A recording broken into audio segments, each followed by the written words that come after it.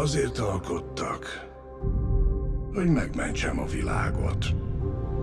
Hogy az emberek az égre felpillantva meglássák a reményt.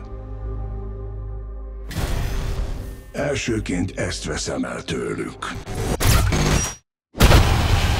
Csak egy út vezet a békéhez.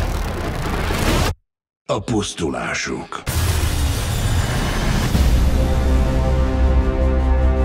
Pajzsot akartam emelni a világ köré, de létrehoztam valami szörnyűt. Mesterséges intelligenciát. A neve Ultron program. Miért mások fizetnek meg a hibáinkért? De hát nem azért harcolunk, hogy utána békében hazamehessünk. Hát, ezt csúnyán elszúrtad. Májusban.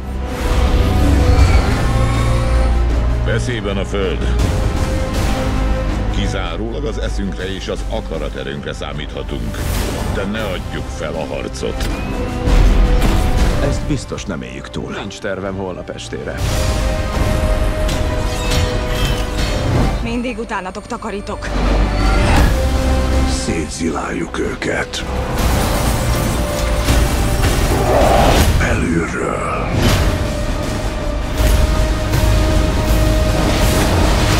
Mi az? Csak ennyit tudsz? Kellett kérdezned.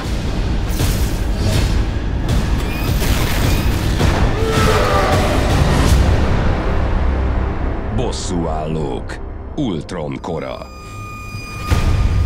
Hamarosan a mozikban. 3D-ben.